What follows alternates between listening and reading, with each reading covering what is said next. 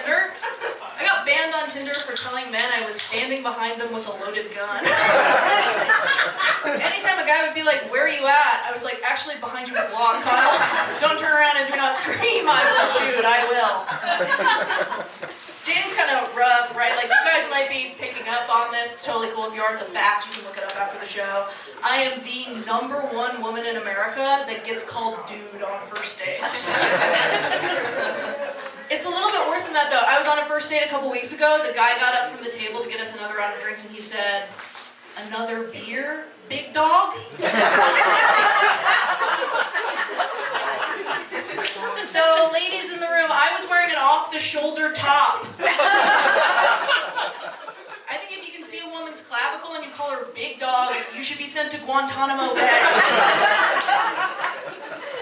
That's sort of what I believe. Big topic of conversation among some of my guy friends recently.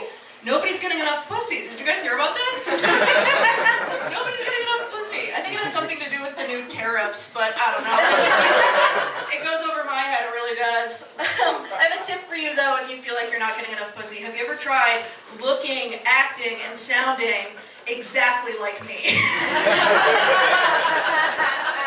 I sort of get offers for pussy like it's spam email. Not interested in the product, didn't sign up for the list, inbox, really annoying, like, really not into it. And this is not like a me thinks the lady doth protest too much scenario, I promise. Like, I'm not a lesbian up here having a panic attack. Like, I don't even say I'm bi at parties and I live in Logan Square. That's so rough, right? But it's like kind of embarrassing, right, for an intellectual woman of this day and age to like live and die by the sword. I know it's not a good look, I know it is, but I know that I'm straight for a fact, right? Because I've had gay sex the straightest amount of times you can have it. Which is once. That's exactly once. Because 0, it's like, I mean, what are you afraid of, right? And twice, it's like, okay, so we did feel the need to double check, didn't we? It's that old saying, right? Fool me once, shame on you. Fool me twice, maybe you're gay. I am recently single, though I went through a breakup last year, and I had to make a couple rules to guide me through dating, and maybe some of you guys agree. Rule number 1, I can't date guys with roommates. Woo! Yeah, do you agree no roommates? Because have you ever been to a man's apartment and you can pick up on, like, just sort of via the energy of the space, that like 4 different guys have been beating off in there all day?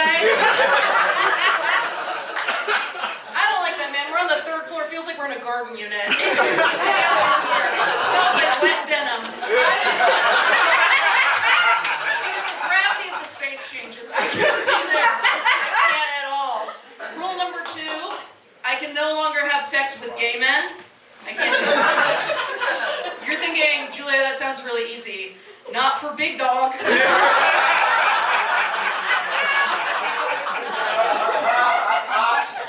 I went home with a guy a couple weeks ago. What did he have on his wall? A framed poster for the musical Cats. I don't know a ton about musicals, you guys. I do not claim to know a lot about them. That's the gay one. I do know that. And I asked a friend why he thought this kept happening to me. And he was like, Julia, you're not that far off from a guy, like, you're kind of rough and tumble. And I didn't know that you could mispronounce dainty and feminine. I didn't know that at all. There's something else I sort of learned in this, like, newfound dating journey I'm on. Have you guys ever realized that, like, the only time men are spiritual nowadays is when they're trying to fuck you? They say things like, oh my god, this must be fate, I run into you every day. I mean, like, you are my boss.